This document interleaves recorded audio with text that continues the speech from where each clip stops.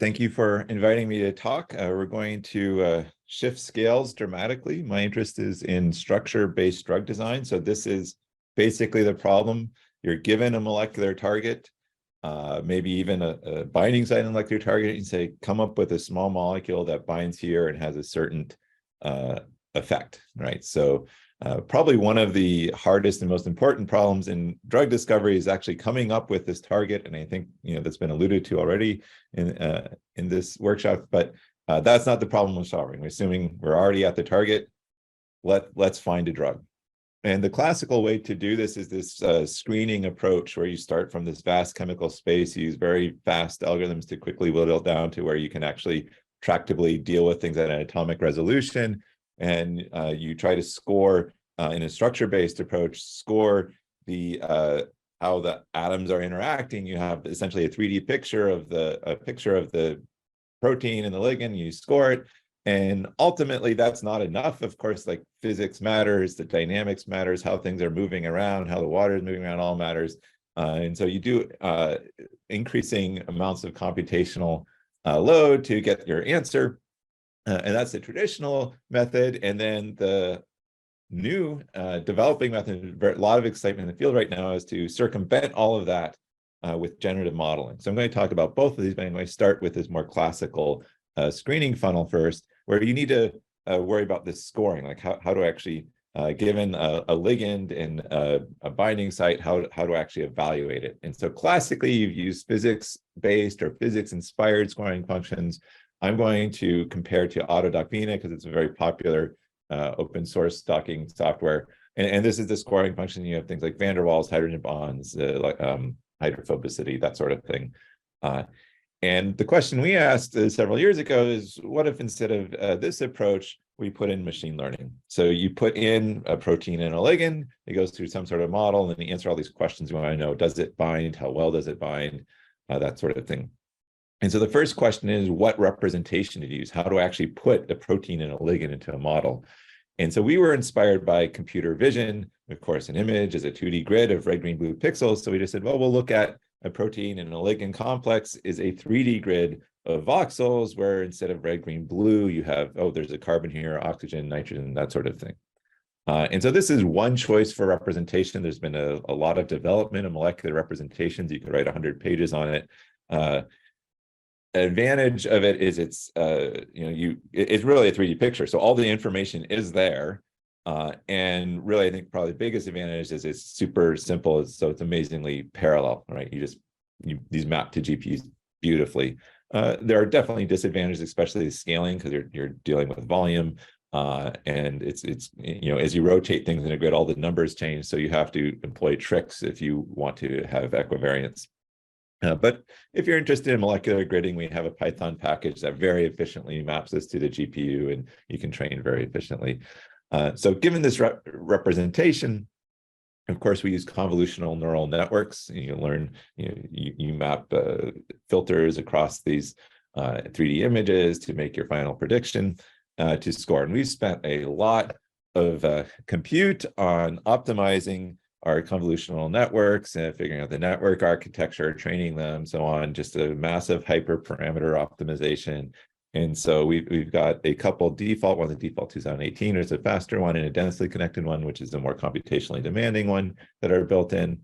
And so we have these trained and they're working fairly well. And one thing that's really great about neural networks in general, as I'm sure everyone realizes, you backpropagate and you get gradients. That's, of course, how you train. That's how you update the weights. But once you have the trained neural network, you can say the weights are fine, keep backpropagating to the beginning, right, to your input. And you can actually have the neural network tell you, oh, here's how I want to change the ligand. So we're backpropagating to our grid representation. That's what's visualized in these isosurfaces, right? And saying you have this electrostatic interaction, this positive charge arginine, negative charge here. It's like, yeah, put more of the negative charge here. So you can actually see, why it's making its decisions. It says less oxygen here. There is no oxygen. So it's not necessarily a physical thing. But we can keep backpropagating from the grid onto the atoms. And so what these gradients are then, or you can treat them as, is forces. And you can actually use the neural network to tell you how to optimize your molecule, which is what's happening here. So this is not an MD force field or anything. This is actually optimizing molecule with respect to a convolutional neural network. And if what I'm coloring it here by is actually a visualization of what the parts that the network likes in green and doesn't like in reds. And so this is nothing too fancy, it's just masking. So if you just look again, you can see like that red part gets less red as you optimize it. So we can not only score, but also optimize molecules with these neural networks. So to train these, you need data. And so we developed this crosstalk data set. So this is kind of an important thing. A lot of times people that you take your protein ligand complex, you take the ligand out, and then you ask your docking software to put it back in. This is called redocking. You're basically putting the key back in the lock, but that's not what you actually do in a prospective manner. Like the whole reason for doing screening is to put new ligands into the protein. And so that's cross-docking, where you're putting a new ligand into the protein structure. And so we had to design a data set that actually, train the models on the tasks that we're interested in. And the main point here is this line down here is that Venus scoring function, and we're doing better at binding affinity. We have better correlation. And this, what percent of the time we actually retrieve a low RMSD pose. And the other thing we do that's very important, which I'm sure everyone here is aware of, is we use clustered cross-validation, right? Biological data sets, especially if you do a random split, you get all sorts of data leakage. You end up with things in your test set that's essentially identical to your training set. So we actually cluster based on sequence and chemotype. Right? So we developed these scoring models, and we've deployed them in a very traditional doc called NINA, which is a fork of Autodoc NINA, where you Monte Carlo sampling, and it's very easy to use. You just give a receptor and the ligand, and anywhere in this process, you can insert the CNN scoring. And it actually turns out that the best thing to do is just to use the CNN to rescore. So you use very fast empirical methods to sample, and then it just here's the 50 poses, and it tells you which one's best. And that works out well, and it's great because it's also the fastest thing to do. And this paper has a ton of evaluation, but high order bit here is it's better. It works. And so whether if we're doing redocking, the easy sort of contrived, or cross-docking, the thing that actually matters, Venus in blue, and our top ranked pose is over 70% time is a good pose, or in cross-docking, close to 40%. If you are willing to look at the top three, it's even higher, that sort of thing. So it works, and it's easy to use.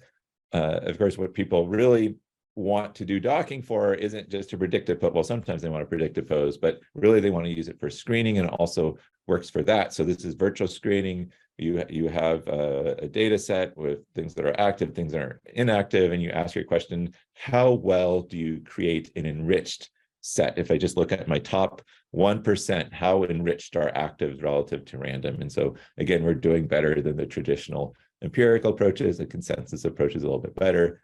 Pretty much for every target, we're certainly better than random, sometimes a lot better than random. So all of this is deployed. It's easy to use. This is something that I think is really important, is actually not just developing these methods, but making them usable. So you want useful methods that are also usable. So you just there's a Colab notebook that shows people how to use it. It's just you run a command line, and it works. And it's also a software that people are already familiar with. So that's the traditional screening approach. We've also been very interested in generative modeling, which I'm sure everyone knows about this. What I've been talking about with this screening is a discriminative model. I have to come up with my representation of my molecule, put it through a network, and it tells me, this is a good molecule. And with the generative, you flip that around. Maybe you sample from a normal distribution or something else, and the output of the model is the molecule. So this is certainly something we've been working on for a while, and the field has been exploding in general with different approaches. But we've been using our grid-based representation. So we actually generate these grid densities. So this is one of our first papers where we have a VAE, so there's a variational latent space. So you encode the molecule, and then you can produce a molecule, but you're actually producing the grid. So you actually have sort of this non-ideal density that you have to do atom fitting for.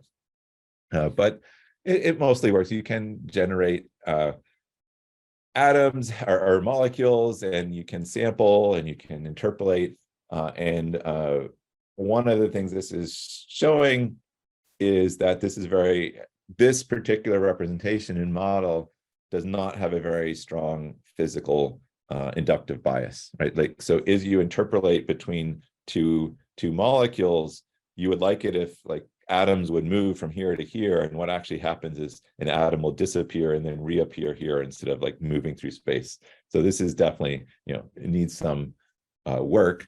But one of the things I like about this sort of approach, or I think that is interesting to think about, is you're not directly generating a molecule, you're generating a description of the molecule in terms of these densities. Like, I want nitrogen somewhere around here. And I think this is a good high-level thought to have with generative models. And related to that is that this other project with Jacob Durant, where actually Harrison here was a super talented undergrad. He basically did everything.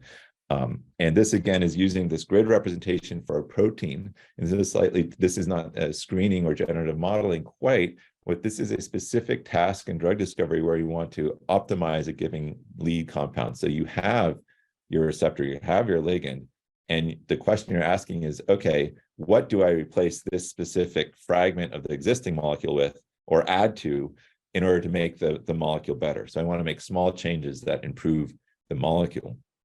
And so the way this works is you take this grid representation of your molecule, you put it into your model, and what it predicts is not the classical thing in generative modeling where you'd say, oh, this fragment, that fragment, like you'd actually be trying to output molecular fragments. The prediction is actually a fingerprint. If you're familiar with cheminformatics, it's really just a cheminformatic fingerprint. But what it is a machine-readable description of what sort of fragment you want. And so then you can use this description to screen. You can find what fragments match this description the best, have the highest similarity to this fingerprint.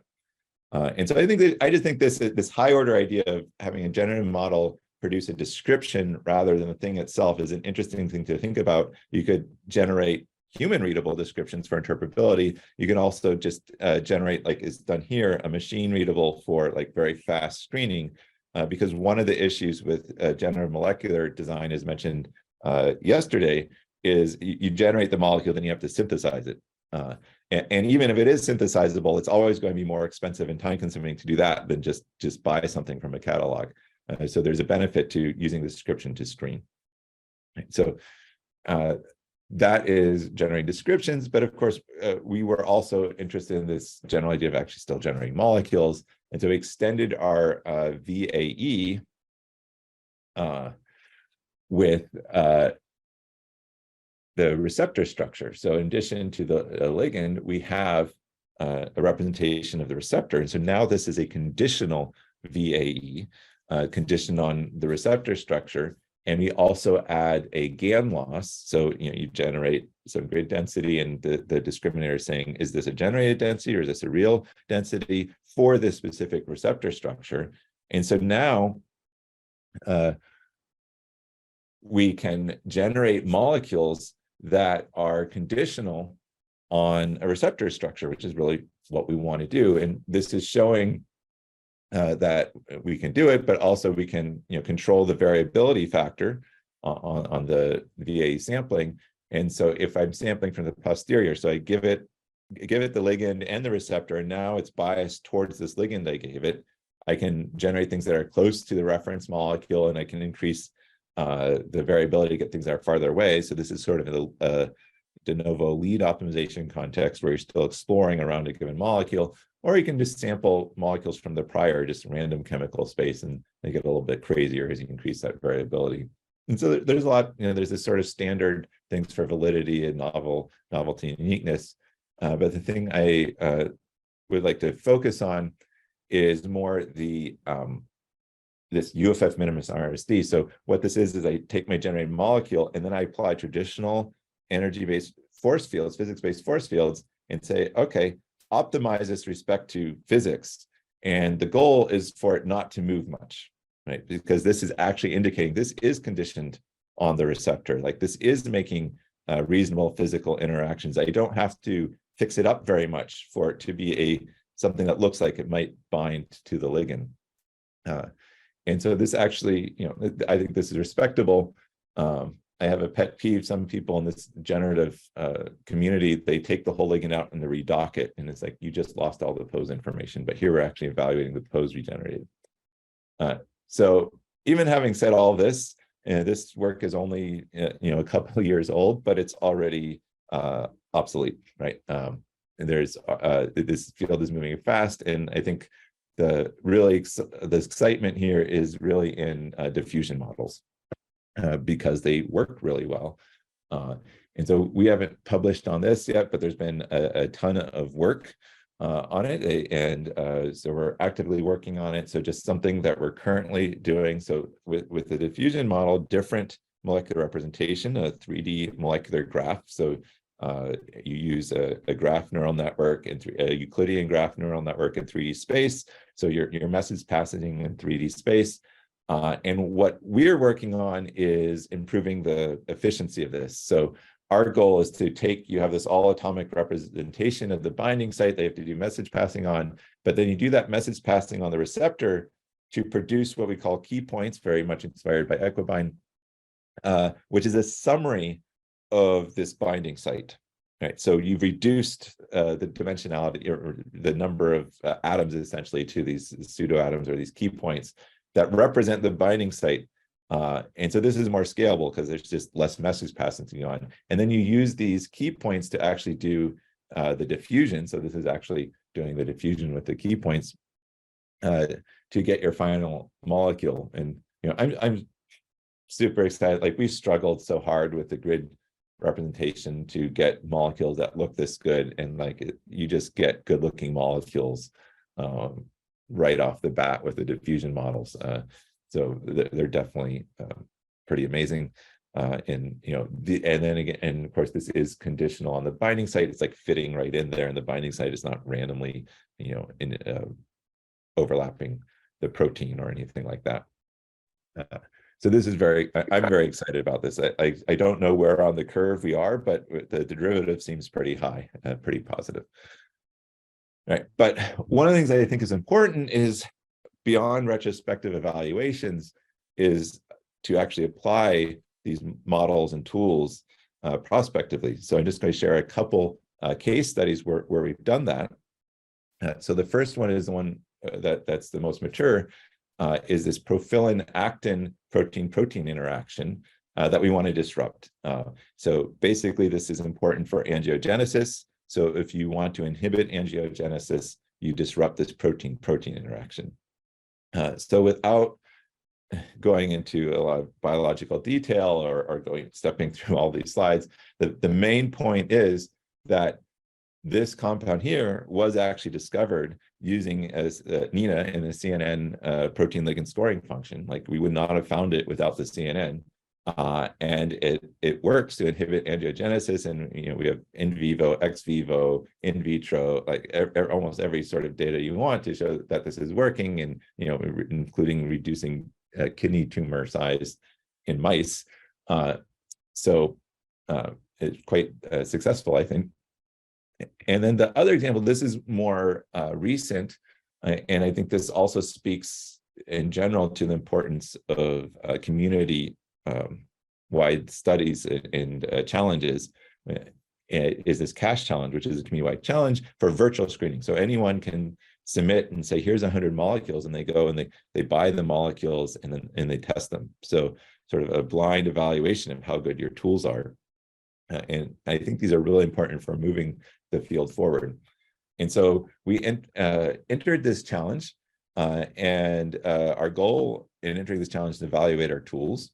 And we had some success. We had 2 hits. So I think, I don't remember the exact number, but roughly out of 100 molecules, it might have been 80 or 90, we had 2 hits, which was slightly below average, honestly, for the challenge. But like I said, this is straight from NINA. And I've talked to at least 2 other participants who did much better than we did.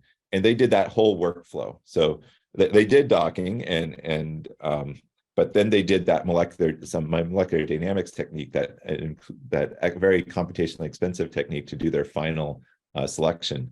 And we didn't do that. We used the scores straight from the deep learning convolutional neural network, and we still got hits. So I consider this a success. And also, if you look at the scores themselves, like the actual hits were more on they were the better scoring hits. So there was some enrichment there. Right. So to conclude, about Nina, it's very easy to use. There's a collab. It's pronounced Nina. It's better than Vina. And I want to acknowledge my group. And also, I really want to acknowledge the funding of NSF-NIH here, but what's not here is the grant that enabled my independent career was actually a big data grant that was joint NIH and NSF. So I have a very soft spot in my heart for NSF-NIH joint initiatives. And I've talked much faster than I was planning, which I was planning on doing that. So I have a final thought here, which is sort of a cantankerous rant, which is, I think in our community, there is a big focus on getting these bold numbers and tables. And I think that's important. I think it drives the field forward. It's a good catalyst for innovation, but it can be a little bit irritating in how the bold number and table doesn't always match to practical utility. And so I'm showing an example here. This is for conformer generation. So it's an important task. I have my 2D description of a molecule. I need to predict a realistic 3D molecule. And RDKit at the top here is the standard cheminformatic toolkit. It uses geometric algorithms. It doesn't use any deep learning or anything to generate these conformers. It's doing okay in this task and these evaluations. And then here's all of these are various deep learning elements, very interesting, very, pushing the field forward. The current best one is this DMCG. You can see it has all the bold numbers at the bottom. It's doing great. And then, I was very excited about that. And then I go say, okay, I'm going to use it to generate conformers. Then I'm going to do docking, which is what I want to do. And you want larger bars here. You want to be more successful. And if I just used RDKit, this is not a small difference between these two. And so I don't know, actually, I really just generated this figure. I don't know why this is. I think there's two possible answers. One is when you focus on the benchmark, you can over-optimize for the benchmark. And it's important to also evaluate these orthogonal measures, like what you're actually using the thing for. And to be fair, many of these papers evaluated orthogonal measures, but they all evaluated different orthogonal measures differently because it wasn't part of the standard benchmark to evaluate these orthogonal measures.